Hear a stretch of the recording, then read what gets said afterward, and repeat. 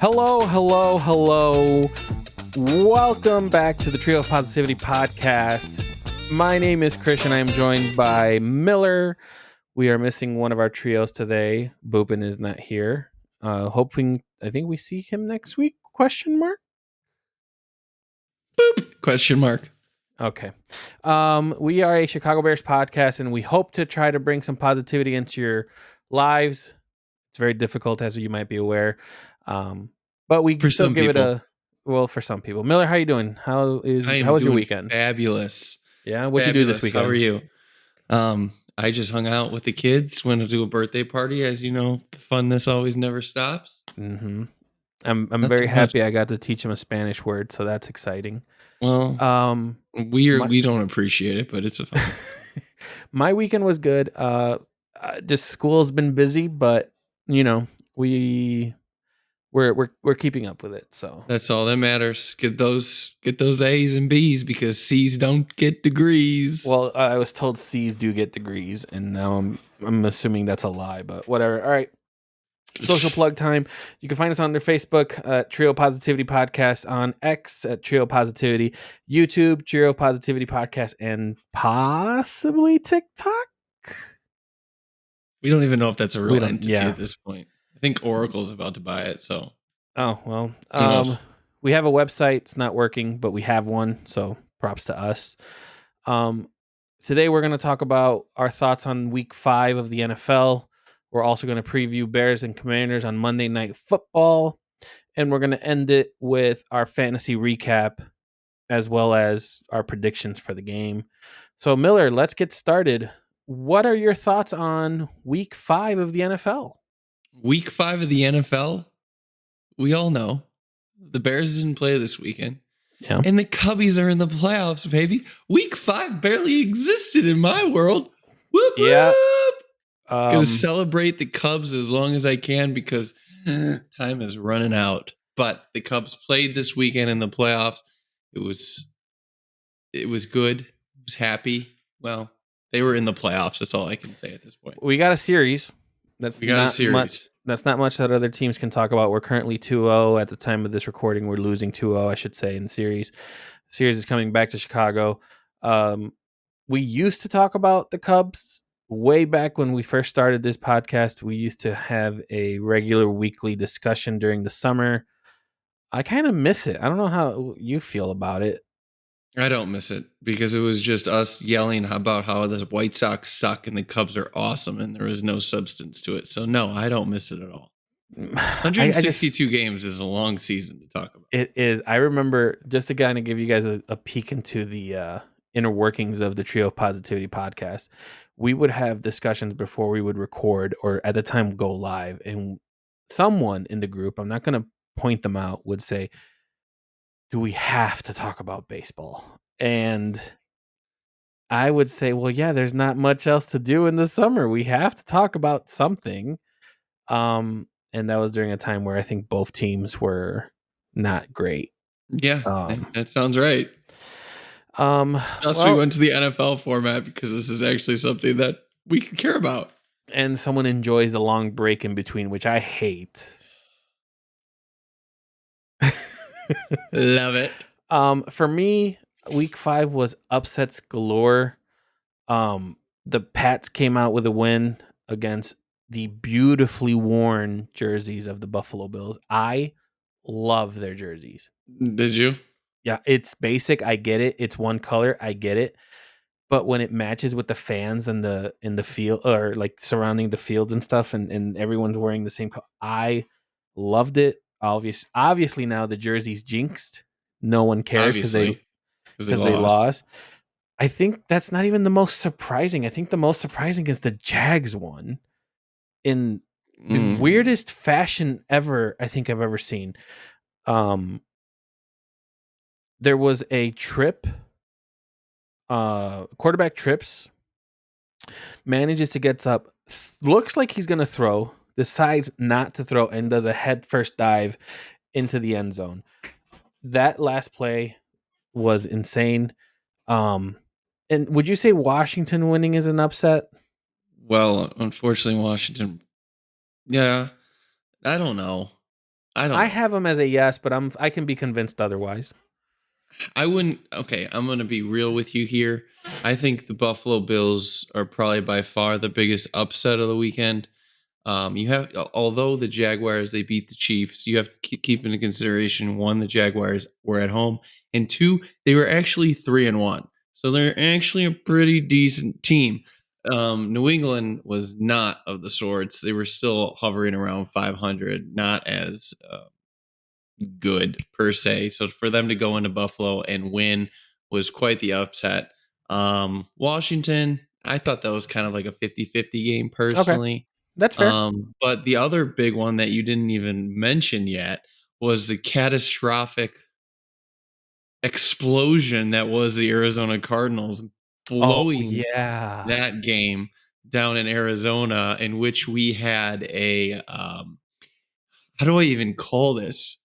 Uh, an interception down, an interception touchdown that we've never seen before in the history of the guy. I So don't even know if it's can you before. try explaining it? I want to hear your like. Of course, I can explain it. Okay, go It's for not it. I that. want. Yeah, I don't know what it's called, but I can explain it. Okay, explain it, and So, we can probably come up with a name together. so Cam Ward threw a horrible pass to one of the receivers that was intercepted because it wasn't on target.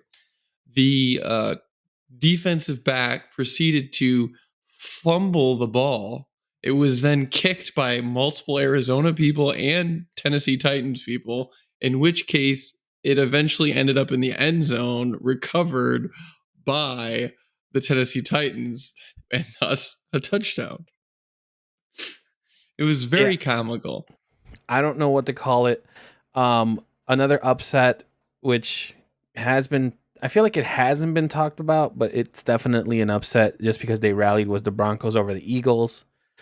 Miller, if I told you that week 5, it is, let's say we before it's let's say it's summertime. It's pre people going into the buildings to do their workouts and all of that stuff. If I told you that by week 5, the following teams would be under 500, would you believe me? We have the Texans at 2-3, the Ravens at 1-4. We have, I'm scrolling because I have to find their record here. The Bengals 2-3, and there was one more team I wanted to Kansas mention. City Kansas City, thank you. at Uh, 2-3 too. 2-3. And in flip side, the Jaguars would be 4-1, and the Colts would also be in that same boat at 4-1. 4-1, Yeah. No, I probably demolishing the wouldn't Raiders. believe you. I wouldn't believe you. I mean, it's just kind of inconceivable. And it's just like you look at the Bengals and they have injuries, the Ravens have injuries, but like the Chiefs being 2-3, I mean, given they've had a pretty tough go of it, a pretty tough schedule, and with some injuries to the wide receivers. But it's just, I was scrolling my favorite website today, Twitter, and I saw something that really hit me. And I was like, shit, this is going to suck for Pick'em. But it's like, the parity in the NFL, I don't think we've seen this in quite a few years. Yeah. So before we get into the preview of Bears and Commanders, um, how do you feel about the Bears having their bye week at week 5? Do you like it? Do you feel like it came at a perfect time? What are your thoughts on that? Well, I think originally when I saw that we were going to have a bye week at week 5, I always hope that it's towards the middle of the season so you can kind of have the team can kind of have a break, right? Like, okay, we've made it so far. Let's have a break. Let's regroup and then let's finish the rest of the season. So, kind of that middle tier, just like with my fantasy drafts, I like to be in the middle. But when I saw it was week 5, I was like, shit, this is early. Is this going to be good? Is it too early? Is it going to be bad? But I think personally, upon reviewing the team, I think it really came at a good spot. Now, I could just be saying that because we did go 2-2. If we were like, maybe if it was a different record, maybe I would have different feelings. But because they were at where they were with the injuries, with the issues with the O line. There's many things that they still needed to figure out that they didn't take care of at training camp. So I think that week 4 allowed everybody to regroup and allowed Ben Johnson to really dive into the tape see what we've done well, what we've not done well, and really hopefully build on that moving forward. So I think it did turn out to be pretty good for the Bears. Hopefully, we'll see what happens after the bye.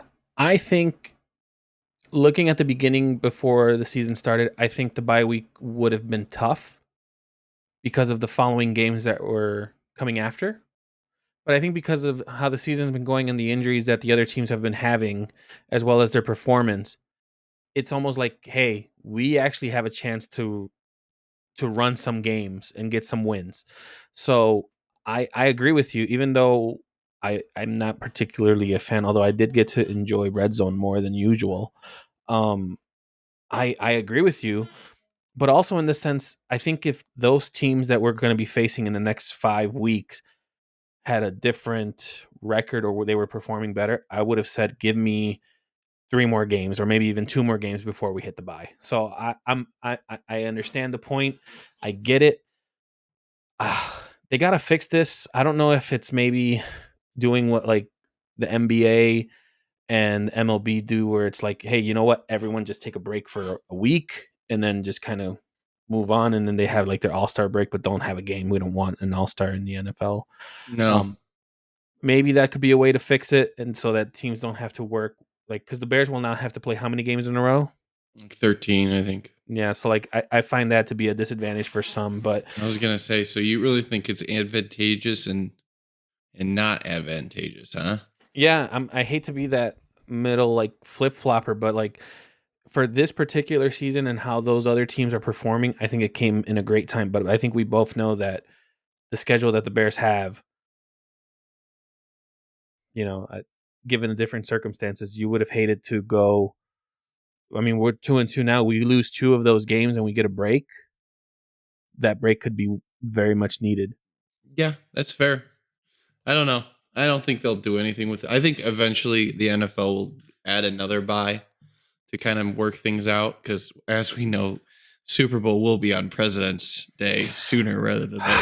And Yeah. by the time it is on President's Day, it may be called Trump's Day. So Oh who the fuck god. knows? All right. Well, But I that's a think it will. It'll. I think they might add another bye, which might make it a little fair. all right. Well, that is an awkward transition to go into the preview. The Chicago Bears will be facing the Washington Commanders on Monday Night Football. According to ESPN Sportsbook, they opened at the 4.5 point favorite for the Washington Commanders. That part has stayed the same. However, the over under has gone up by an additional point. It opened at 49.5. It is now at 50.5. So we have to talk about it. We managed to avoid it for quite some time. Miller, you remember what happened last year? Yep. Knowing what happened, and we kind of don't want to touch on it, but we remember, I think this was the game that caused a lot of changes to happen for the Chicago No. Bears. What this was the game that started the snowball, isn't Okay, it? that's a better way of saying it. You're absolutely right. Um, the last play, the last Hail Mary, gets them the win. Miller, what effect would you say that last game, that game last year with the Commanders had on the Bears? Yeah, it's so hard to reminisce about this, and unfortunately, it's going to be shoved down our throat for like fucking The all whole week. weekend. Getting to listen to this game and then the whole pregame talking about it. But like, if you really dive into what happened after we lost this game and remember where we were at that time, you're talking about Caleb versus Caleb versus Jaden Daniels, and 1 versus 2. And what's going to happen? Is Caleb going to live up to the number 1 pick? Blah, blah, blah, blah, blah. And he did. He's fine. He stepped up. He led the team down the field, scoring drive, put us with the lead with like 30 seconds left. And then Jaden, the script flipped in a matter of 2 plays. And it was the long pass play to get him into Hail Mary range. And then the Hail Mary where our team wasn't focused. Tyreek Stevenson wasn't focused and resulted in Washington winning. And the script like completely flipped on everything. Jaden then goes on to become the rookie of the year, Mm-hmm. I believe, right? And then Caleb becomes the talk about, is he a bust, just because of how the Bears spiraled out of control. And if it can all be brought back to this game, and because that's where it started. And on top of everything that happened with the Jaden versus Caleb, you also talk about the Bears as a whole basically crumbling from inside, leads to the offensive coordinator being fired a few weeks later, leads to the coach being fired a few weeks after that. And it's just, I Not mean, getting a win you during could, that change yeah, too. a 10-game losing streak, I believe. And you could honestly, you could sit here and you could trace it all back to this game, because after this game, it sort of all fell apart. Not only that, Commanders made the playoffs and they actually made a run. And I don't know if some people will tie it to this game as like they're a real deal. I wouldn't necessarily say that might have been the game, but if I recall correctly, the Bears had a decent record going into that game, right? I Were they think over 500 at that time? I think it was week 5 again. So we might have been 3-1. We might have been, And or then we were going two, into and the we bye, might have also right? been 2-2, something like Some, that. Yeah. something like that. Um, yeah, I pretty much this is being labeled as the revenge game. Um, I just remember having that conversation in the group chat, just like exploding because it shouldn't have happened. And then you start seeing on X or Twitter, um, the defensive player talking to the fans and celebrating, and then he's the one that has to try to jump up and ends up being the one that touches it. It was just a whole thing. I think it's fast, and I think you know what, as Bear fans, it's our job and our obligation to just move forward. Let's not even bring this last game up anymore. So, Miller, it is 2025. The Bears are 2-2. What do they need to do to get this win? Oh gosh, it'll be interesting to see what happens with the Bears, because obviously we're coming off of a bye. This is something. This is the first for Ben Johnson, right? You always hear about the good coaches, how they perform after the byes. The Andy Reeds that has a really good record after a bye. They really get their team coached up, get them ready to play. It'll be interesting to see what happens with Ben Johnson. He's had an extra week. He's supposed to be a good coach. Is he able to do that? We have a lot of questions. We have stuff going on with our O line. We have stuff going on with our defense that we'll get to in a few minutes. What do we need to do? I think we need to play turnover free, penalty free football, and I don't know that we're going to be able to do that. Penalty But free. I never thought we would hear that the Bears are going to try to have a penalty free. The day the Bears have a penalty free day, I oh, will I'm not give saying them. penalty free. Whoa, whoa, whoa, whoa, whoa! Listen, Just low penalties. everyone can dream, but if the day that they have a penalty free game, I will celebrate. We could lose 70-0. If they have a penalty free game, I will celebrate. It's the smallest victory possible that one can come up with. We talked about concerns a little bit. I think the Bears, we have to try to run the ball. We have to try. Like, that's as much as our running game is awful right now. I think if we establish the run, you know what? If it's DJ Moore, if it's Swift, I don't care at this point. If you can establish the run and you get that passing game going with it, I think we have a shot. But you talked a little bit about the concerns. One of the main concerns that I have is just that inconsistency that we I was just explaining with the run game. Um, they had a bye week. Is it enough to kind of get them to settle down and get a good game plan going? I don't know. I don't know what your thoughts are on that. I mean, we seem to talk about the running game now on a weekly basis, and it's like I just Nothing. I'm just Nothing hopeful. changes. Nothing fucking Yeah, changes. That's the problem. Like, we keep talking about the running game and hopeful, and you see all these PFF grades coming out for our offensive linemen that are very high with as far as run blocking is concerned, but nothing ever fucking changes. It's still the same people that are running through the fucking line and they're falling flat on their face with DeAndre Swift. So it's curious to me if they do incorporate Kyle Monangai just because he's another face. Travis Homer, he is a perennial special teamer, but he's also a running back. It'll be interesting to see if he gets in the mix. the whole fan base asks what happened to Roschon Johnson. I don't know if this guy did some dirty deeds with some assista or something, but like I just don't understand how he goes from being I think he was called like the steal of the draft 2 years ago when Bijan came out, to basically a special teamer only on this team. But hey, I'll just keep preaching to the choir over here. Yeah. But I don't know if anything will change. I don't think so, because DeAndre Swift just isn't a very good running back when it comes to breaking tackles, going through the line. So we'll see if Ben calls something up to maybe change the flow of things as far as inside runs. So Miller, you touched on it a little bit. What is your main concern? I know you mentioned it before, but if you want to give a little bit more info on that. Yeah, I think the offensive line, as it always has to be. Watching the game now, obviously, when it comes to the LA Chargers, I had to think about it a little bit. I still want to call them San Diego. When it comes to the LA Chargers, their offensive line is deteriorated. They lost I think their left tackle before the season started. They lost the right tackle, who moved over to the left side this year, and then they proceeded to lose another tackle, I believe, this last game against Washington. But watching that game, the defensive line for Washington was getting after the quarterback. So if they continue to do that, build on that performance, and continue to get after our quarterback, we're going to be in trouble. Now, Caleb has shown moments of being able to evade the rush, but we need the O-line to step up and be solidified. Now, the big changes came this week. Darnell Wright is still on the right side, but we don't know his status for this game. It hasn't been decided yet. The injury report isn't out yet.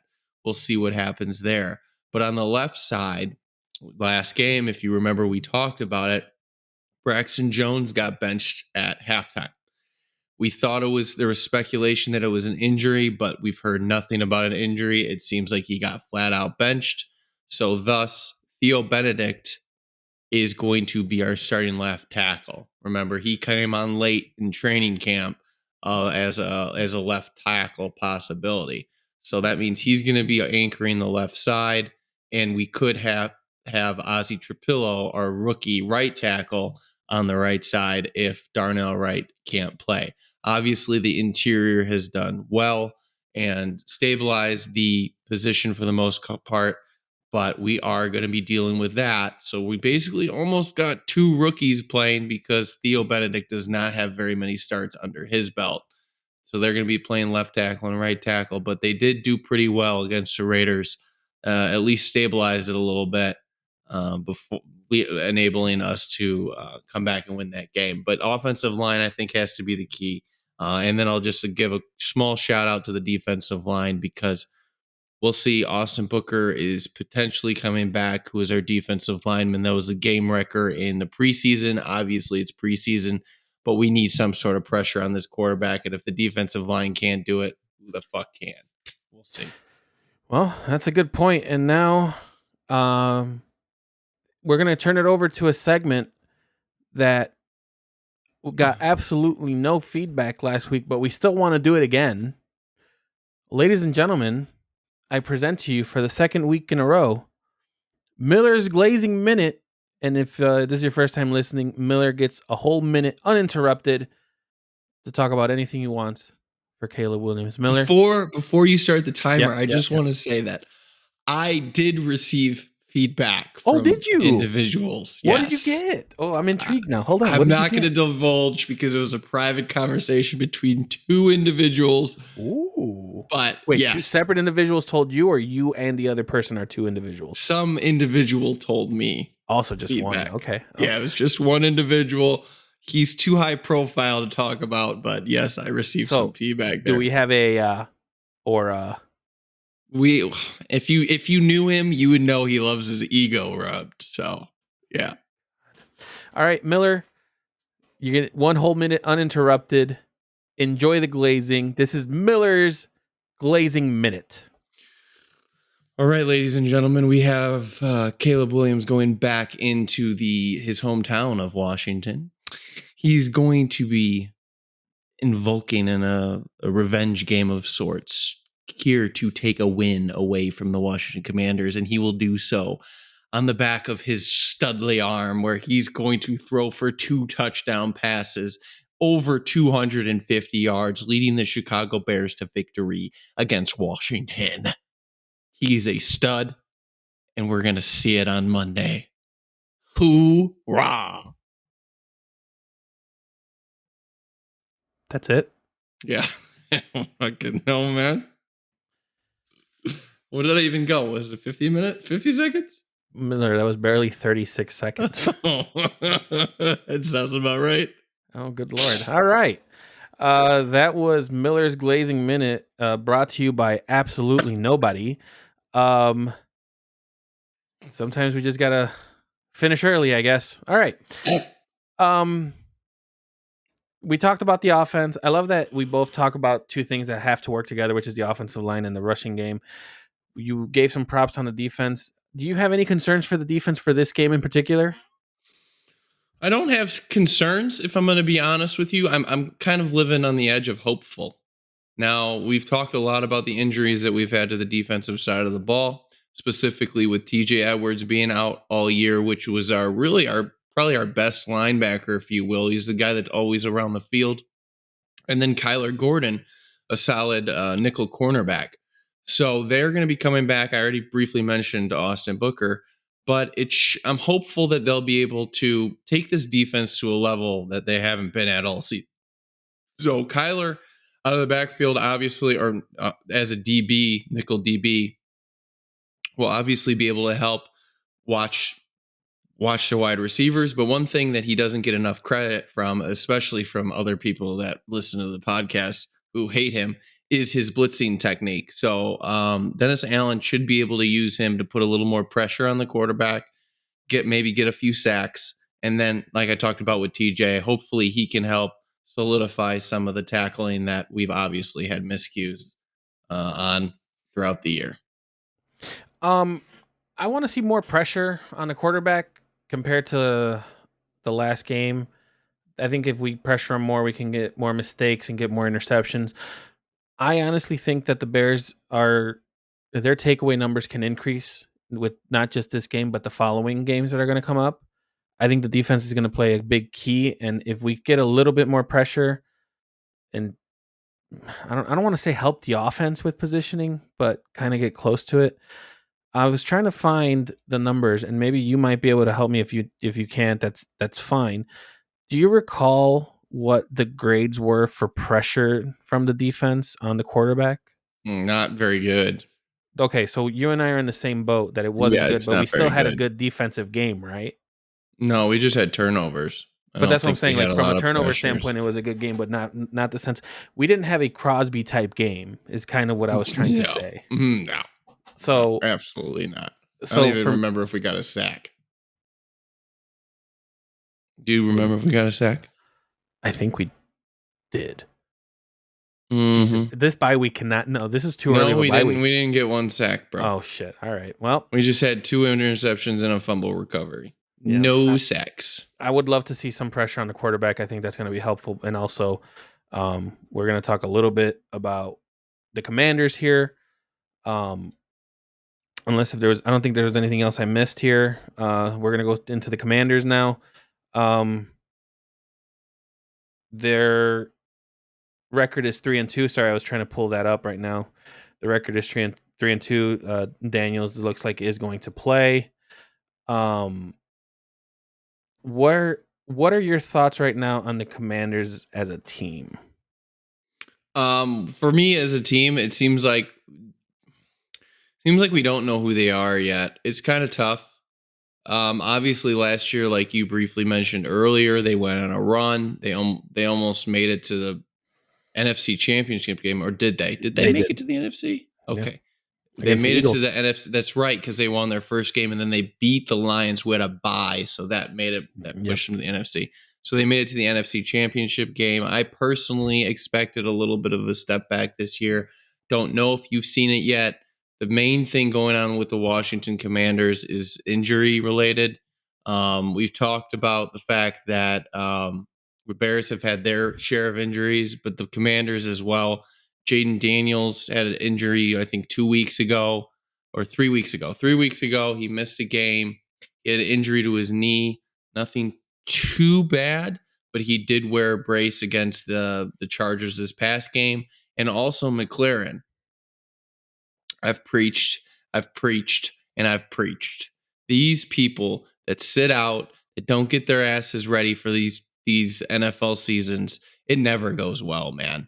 And yet again, Terry McLaurin, who was sit here, he wanted to get paid. I get it. He wants to get paid. I wish I support the players 100% in that Except the aspect. running backs.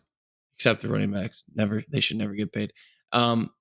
But Terry McLaurin went all training camp. He didn't really practice a lick. He then finally gets paid. I think he practices for a week and he's immediately injured. He doesn't look good. He's just been a complete disappointment for this team. So they've been facing a lot of injuries on their team. So who knows where that's going to go. But really, as far as the team's concerned, one thing that I see for the Commanders is they've been very inconsistent as far as when they show up or when they don't show up. So who knows what's going to happen on Sunday or Monday, I should say. If Jaden can stay healthy, keep that knee okay. If he's still running, he's definitely a dual threat. Yeah, I think it's. I'm trying to kind of touch back on a lot of the points you touched on. I think top priority is Daniels. Do you think he'll be on like a limited kind of playbook this game, or will it be open? Because I feel like after any quarterback that has injuries to the feet, the legs, the knees, anything below the waist, it's not a good thing. Obviously, no shit. But like, especially in the quarterback position, turf toe can knock someone out for months. With Burrow that we've seen, do you think that this injury that he has is it going to limit his play? I mean, all honestly, I thought this last game it would have limited him a little bit. He still ran the ball 8 times, only 38 yards, but you're still talking about a guy that's still running, and that is a huge part of his game. He gets his fucking ass beat when he's on the field, man. He doesn't slide as well as Caleb does.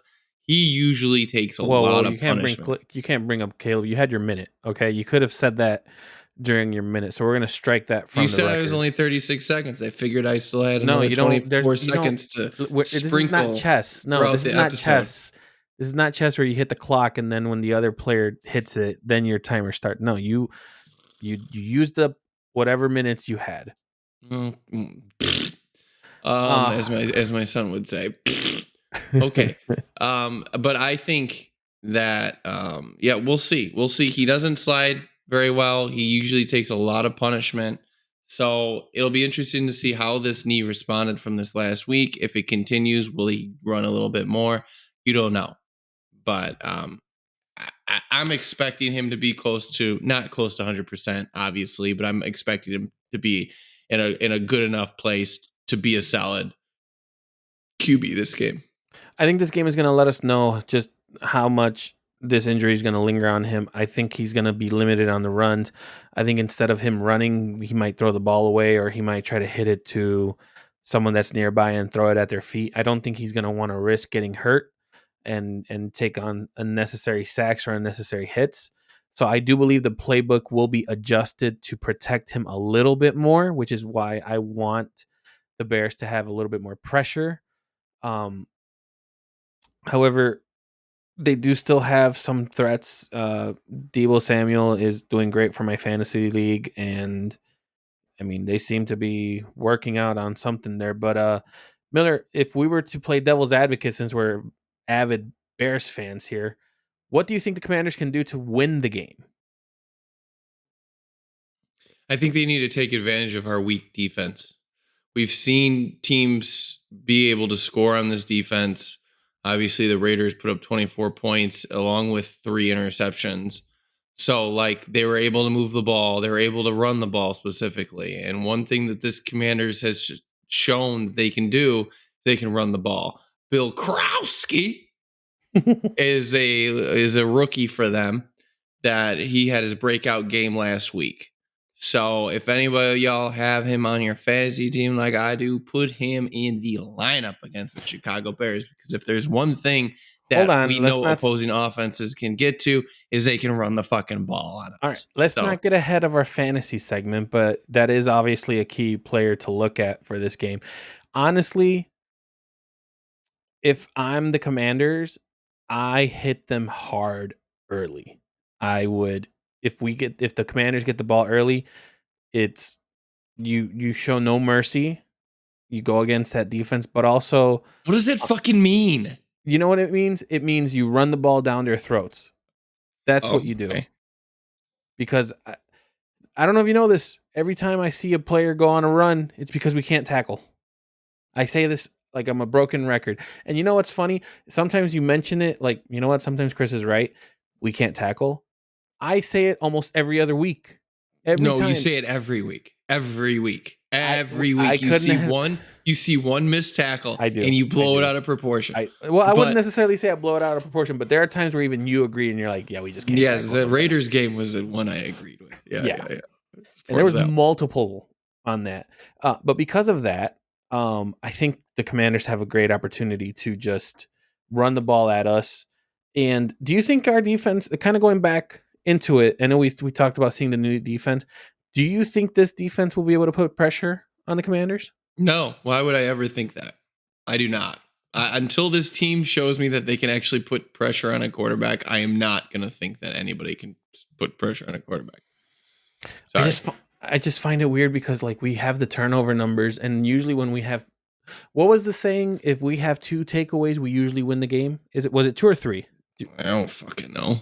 I remember I gotta find it, but there was something where it's like if the Bears have 2 takeaways, they usually win the game. I mean, usually if you win the turnover margin, you usually win the game.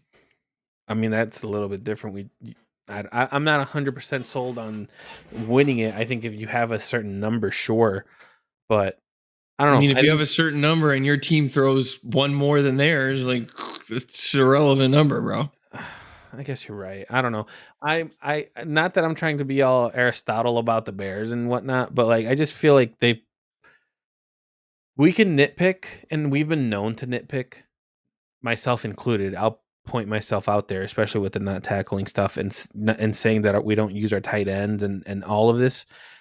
Some of that just doesn't become a nitpick anymore, and it's just a consistency that you happen to see every time. And the more that I see it, the more that I am falling into that mindset of like it's always like we're one big play away from winning the game. We're one big play from losing, which is obvious from last year. And it's like I still see that consistency of we can't seem to tackle when we absolutely need to tackle. Or sometimes the Bears players just look like, not that we can't tackle, but the other player's just strong and we can't wrap our arms around. I don't know. It's just something And that I and I think that's where this last game really kind of broke the mold, and you hope that we build off of it, because it was a game we weren't supposed to win. We pulled it out, and before we move on or forget about this segment, one thing that you have to focus on is you talk about pressure leading to interceptions. Well, realistically, we pride ourselves on we've spent a lot of money on our defensive backs. We're yeah. getting Kyler Gordon back this game. Tyreek Stevenson, who was the Joker of last year, if you will, with the fact that he was that evil empire that caused us to go into this snowball by having this Hail Mary that we refuse to talk about. But he was the reason for it. In the last 2 games, he's really stepped up. And Geno Smith last game had clean pockets. And the reason we got these interceptions are bad decisions and great plays. We had great plays by our defensive backs to get these picks. So if that continues, anything can happen. We don't need pressure to get turnovers. Does it help? Yes. Absolutely. But do I trust this team to create pressure? I do not. So hopefully maybe they had a kumbaya moment and maybe they can start getting to the quarterback a little bit more. But The problem is if you start to break the mold as far as a defensive end, you start collapsing that pocket, start pulling in from the sides, Jaden's going to go right around you Well, we don't and even then know if run for 10 Jaden's. yards. Well, we don't even know if he's going to be able to do that because of the Just injury. told you he went 8 for 38, so he's running. He is running. I don't know. He All right. is running. Well, Miller, is there anything that I may have missed or something that you may want to bring up before we jump into our next couple segments here? I'm not giving you another glaze minute, but I just want to make sure No, that. I don't think so. I think we covered everything.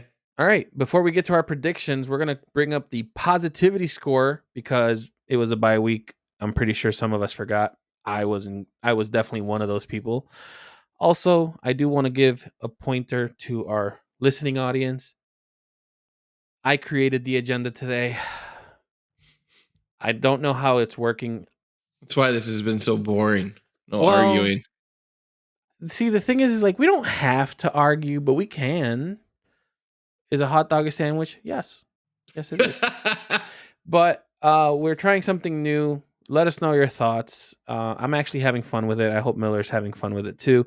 If we have Boopin here, I think we would also have someone to argue with. But we miss you, Boopin. So our positivity score, I was at a 6. Miller had to do the scientific method to come up with 4.5 for whatever fucking reason. 4.5. That's not correct. That's the one I got from the last agenda. So it's because we didn't enter it. We haven't entered that number in a while. I believe I was higher than you. I think I was 6.5. I think me and Ben were both higher than you at 6.5. You might be right. Yeah, because now the math is not making sense. What was your number on the Bears? I'm thinking maybe it was a 7 and a 6. I don't remember. Yeah, that doesn't sound like you at all. All right. Let's go right into the predictions. Just to give a quick recap of the season. I am 3-1. Miller is at a solid 2-2, and Boopin is at a solid 3-1. Using the same prediction calendar that we used at the beginning of the season, for this particular game, we have Miller with a W. I also predicted a W, and Boopin predicted a loss. Will this stay the same? We'll find out. I'm actually going to go first because, again, agenda creator. I feel like people will want to know my position more than yours. Giggity. I think, given everything that we talked about, I'm actually feeling positive about this Bears team. I think the Bears have a chance to do something that I don't think I'll ever mention ever again. There's a chance we might go on a win streak. We might go streaking. And this is the game this is the game that I think can do it. I believe Caleb has a breakout game. I think he's going to do more than what you predicted. I'm going to go 34-24 Bears. Ooh, that's a sexy number. That's a sexy number.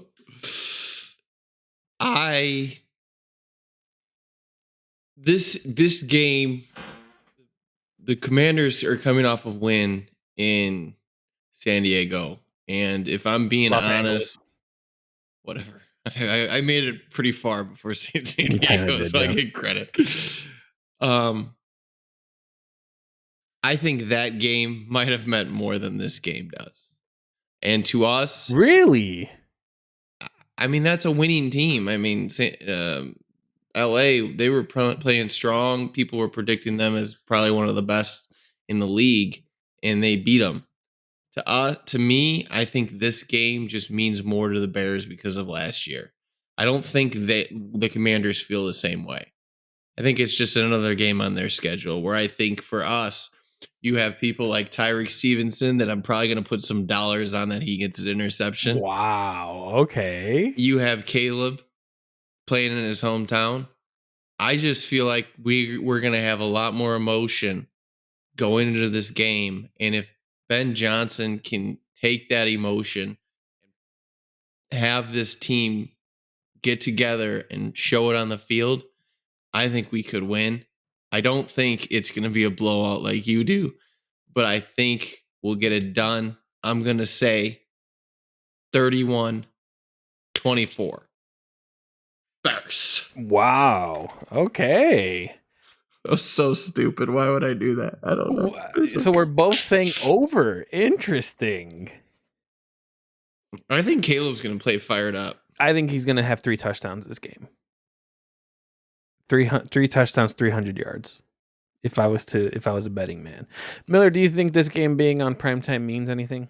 I have an answer to this. I just want to hear your opinion.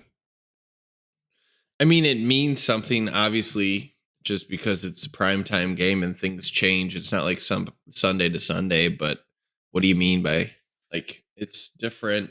I think it means something to the Bears. Again, I think it means something to the Bears. I don't think it means that much. I think the NFL wants the exact same fucking thing to happen that happened last year. I think they think this is going to be one of those games where it's like, can the Bears embarrass themselves? And we're going to put them in the same scenario, same situation. I don't think that's true. Listen, the script's already out there. The script is the NFL scripted. Have you not known this? The NFL is scripted. Oh, I have. I've seen the colors of the Super Bowl. Yeah, exactly. So I think the NFL was like, hey, listen, there's a chance the Bears might fuck this up again. Let's put it on ESPN. That's all I'm saying. It's not on ESPN. Or ABC. Well, if you have ESPN, it is also it's dual broadcast. What do you mean? It's on both. It's ESPN and NBC. Oh, is it the Eli bullshit? Yeah, that too. I'm actually would be intrigued to see that. All right, so we don't know what Boopin's score is. We're gonna assume he has this. I'm losing. Do you think he still thinks the Bears are losing? I don't know. I think he does.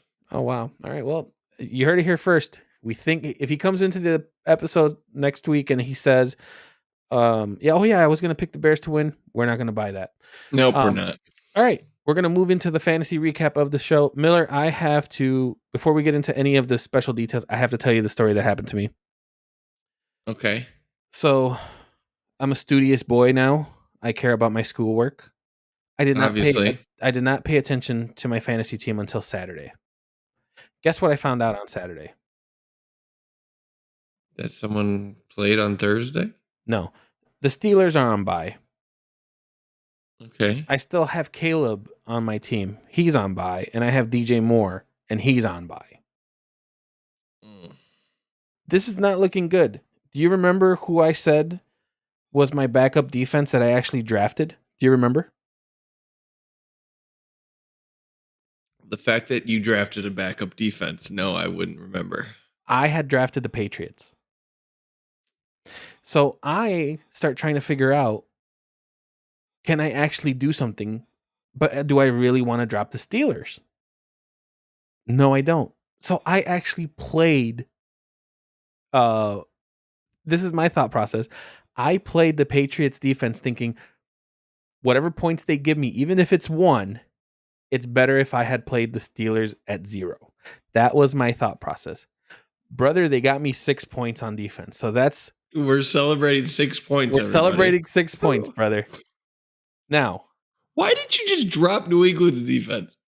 Listen, I told you at the very beginning that I felt that this New England defense was going to be something. I said that, okay? No, they weren't. They got you 6 points. That's not good. They got me 6 points against the Bills because I was playing against Josh Allen. That's another thing, okay? Also, Sam Darnold is a dog. I had him on my bench. I played him in. The brother threw 4 touchdowns. That's also another great save. But Miller, it gets a little bit worse because Bowers was out. So now, with Bowers being out and still having 0 points, I end up winning the game 141-103. So it wasn't even close. It wasn't even close. Even Hunter got me 9 points. Samuel got me 23. Patriots, got me 6. Debo's having a good year. Yeah. Williams from the Cowboys got me 26. So I'm looking good. But now I'm running into the situation of I need a tight end. Tell me if I did the right thing. I picked up Loveland. No, it's not the right thing. So there's 2 hot tight ends out there. They were hot last week, if you would have asked. The New York Giants tight end and the New York Jets tight end. Hold on. I'm looking. Take a look on your tight end. Jets guy, I believe, is Mason Taylor or some shit like that. It looks like he might be available. Those are both hot tight ends. The Jets tight end is getting a lot of love lately.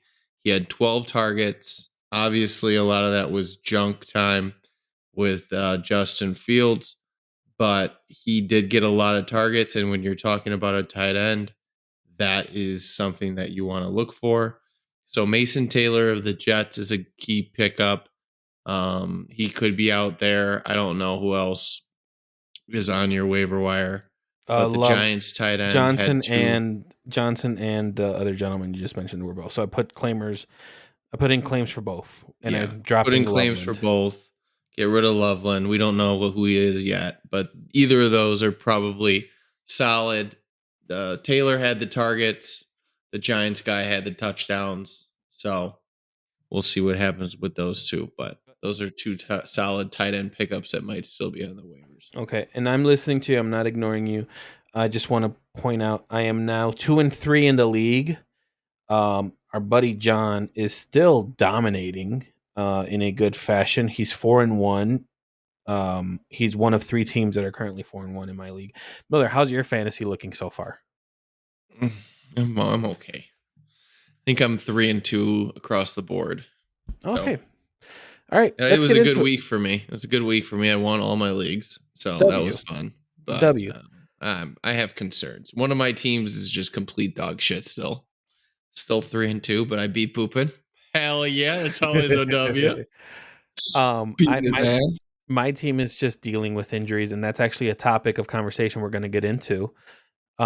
Miller, Many teams are dealing with injuries this year because yeah, injuries, despite it being not very impactful last year, very minimal for the most part. I mean, we had a few wide receivers, but running back injuries were pretty low.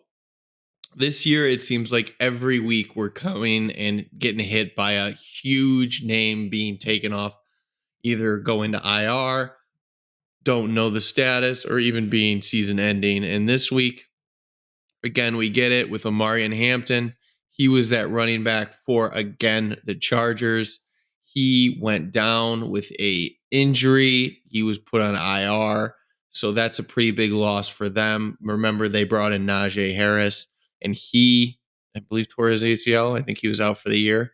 So Amari and Hampton was the bell cow. He was a rookie. He was a stud. He was probably in the top of rushing yards, doing really good on this team, and he is now out. So obviously, a lot of issues figuring out what's going on there.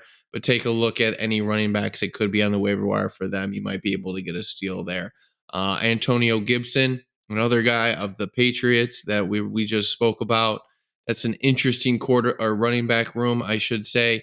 You have Ramondre Stevenson, you have Antonio Gibson, and then you have Henderson from Ohio State that was brought in the second round. Well, Henderson hasn't really got very many touches, but because of the fumble issues with Ramondre, Antonio took a very big presence in that backfield. So now with him going down, we don't know what's going to happen. Ramondre did end up with 2 touchdowns this game, but he did also have fumbled the ball early in that game. So who knows? And then Brandon Strange, a tight end for Jacksonville, went down with a hip. I think he's going to be placed on IR, so he'll be out for a little while as well. So injuries are definitely at the top of every storyline each week. And this week, again, we have another big name going down. Also adding, I talked a little bit about it with Brock Bowers being out. He is considered week to week, which Miller, I think I saw a report that he was dealing with a PCL. There was a lot of reports. I remember last week they wouldn't divulge what his injury was, and that he was Yeah. playing with it. And then he was ruled out late last week. Originally, the report came out that said he was expected to play, and then like Sunday morning or Saturday night, it came out that he's not expected to play anymore. He's an interesting cat for sure because he's been dealing with this injury since game one. Really, with you having him on your team, I don't have any stock with him, but I know Boopin does as well. I feel like at this point, it might be better for everyone if he just goes on IR and gets this knee taken care of because he has been basically irrelevant for this Raiders team. Correct me if I'm wrong. I haven't really been following him that closely, but he has not been the expectation of what you drafted him at. And he's been he's almost hurting your team more than he's helping at this point. So I think it was the first game he went 5 receptions, 103 yards. And then the following 3 weeks, it's 38 yards, and 46 yards. He did not score a touchdown as of yet. Yeah, so he's been pretty mediocre. Mediocre, I think, is a good word. I think in a PPR league, though, this is what, almost 9 points, maybe. Yeah, but you drafted him what, second? I believe You don't want a 9-point Right player for your second pick. Yeah, Well, I think and I'm gonna check my teams again because I know I talked to you about it a little bit, but right now my IR is Connor, Burrow, uh, Bowers is now in there. you can have that many players in your IR. Usually it's 2. Usually it's 1. Oh, I You think we should have dump it 2. Connors. I don't know why you would keep Connors. No, he's basically done for the whole year. So Yeah, he's tore ACL. He's done. But you should now that you mentioned your full PPR, you should put the Jets guy ahead of the Giants guy. yeah, I did that one first. Yeah. All right, and as we're trying to talk about it, you gave me the waiver info right away. I think that's a great transition. Miller, what are some good waivers that you would recommend this week? There isn't too many wide receivers. The only guy is maybe the guy out of San Francisco. The name is evading me at this time, but because of the injuries to Jennings and also Ricky Pearsall, the Kendrick Bourne was a wide receiver for the Niners who had a really big game. Keep that on your radar for wide receivers, but really not too much there. The big pickups for the week are in the running back room. Michael Carter out of Arizona. He really made a splash with Arizona. Obviously, I just said Arizona. He really made a splash this week. Obviously, we talked about the DeMarcado horrible fumble at the goal line. So who knows what's going to happen there? It's actually a funny situation since we have a little more time. We're not too long today. If you've seen it or if you haven't, there's a video. Jonathan Gannon, I believe, is their head coach, went off on DeMarcado during the game. He punched him a few times, like hit his pads. So he hit him, not necessarily punched him, just screaming at him. Obviously, he fumbled at the goal line. And if you saw the video, it wasn't just like a fumble where someone knocked it out. It was one of those shit fumbles where they're celebrating too early and he dropped the ball. Well, he did that. And the coach just recently got fined. So who knows what's going to come of that situation. Well, not only that, the coach also apologized directly. He did apologize. Which, the fact that they announced that he apologized, I don't know if they did it to save face or to save the fine. But, I mean, in a situation like that, I think the quote that he gave was like, the following morning I saw it and I felt, I think like it wasn't him or disgusted. I don't remember the verbatim what he said. My thing is, though, if you're a coach and something like that happens, do you react the same way every time, or do you want to just kind of let it go and deal with it? Should he have done that where he knew the cameras were going? Is basically what I'm asking. Because here's my take. Before you give your answer, here's my take. I think those kind of plays happen very rarely, but whenever they happen, we always seem to think that they happen all the time, which it doesn't. Also, in those situations, yeah, you're going to let the excitement kind of take over and you're already there. So, like, what's the worst that can happen mentality? So I can see both points, but my thing is, and we talked about it with like the Ben Johnson stuff, is like, the cameras are on in certain scenarios. If you're going to blow up, don't do it in where everyone can see it. That's my personal opinion. I think this could have been handled a little bit easier, but what are your thoughts? So for me, just thinking about it right now, I think as a head coach, you have to be at a different level, man. You can't let something like that affect your demeanor in the middle of a game. Now, I'm going to be honest, I don't know when that occurred. I would have to imagine it occurred shortly after the fumble. But like if it happened that shortly after that fumble, you can't be there. You have to be focused on the game. You have to get right back into it. Now, with that being said, the running back coach, I wouldn't be against the running back coach doing what that head coach did. Like, That could be, he yeah, doesn't, okay. that his job is running back coaches and managing these running backs. So the fact that his running back did that, I could see him getting in his face. But as a head coach, you have to be at a different level. You can't let something like that affect your demeanor during a game because it's going to affect your perception. You're going to have players, they're always looking at you, not only the cameras, but your own team. Look at that. Look at what happened. The whole team collapsed after that fumble. And it's just like, if that happened shortly thereafter, like that whole, it could have been that from that scenario. So you just don't know. But as a head coach, you need to be higher than that one situation. You can't react like that. So Miller, I just wanted to let you know, and I don't know if you mentioned it. If you did, I apologize. But that would have been a 72-yard touchdown run. Yeah, and Boopin might have beaten me if that took her because he had him. Also, another thing I want to point out: do you want to take a guess at by how many? If you combine the total difference in points of the last 3 games that the Cardinals lost, what would you think that number is? I would say it's probably like 5. It is 5. Because they are the first team in NFL history to lose 3 straight games on a last-second field goal kick. Yeah. So I can understand it. They're on a 3-game losing streak. They play the Colts. Sorry, brother, it's going to be a 4-game losing streak. Like that, and they started off hot, but now they did play the Saints and the Panthers just got their second win. So that team is also something to look at. Miller. But speaking of the Panthers, Rico Dowdle. Late this past week, there was an injury to Chuba Hubbard, which I don't think I mentioned above. So Rico Dowdle came into the game as a running back, lit the league on fire. He had 200-plus rushing yards. Wow, what a performance by him. And this week, he gets to play his old team, the Cowboys. He's already sent out a tweet about it saying, get ready. So we'll see what happens if he can back up that message. Nope. If Rico can perform. Listen, sorry, he made a mistake already. You don't do that before. You don't put up bulletin board material before the game. You do not. So, Miller, I see that we have one more person that we want to discuss. Yeah, the rapper. If everybody remembers, Darren Waller, who retired from the Giants, I believe, and he went down to Miami. And he started a rap career and then proceeded to come back from retirement. Well, he's made an impact these last 2 games for Miami. Keep an eye on him in the tight end situation as well.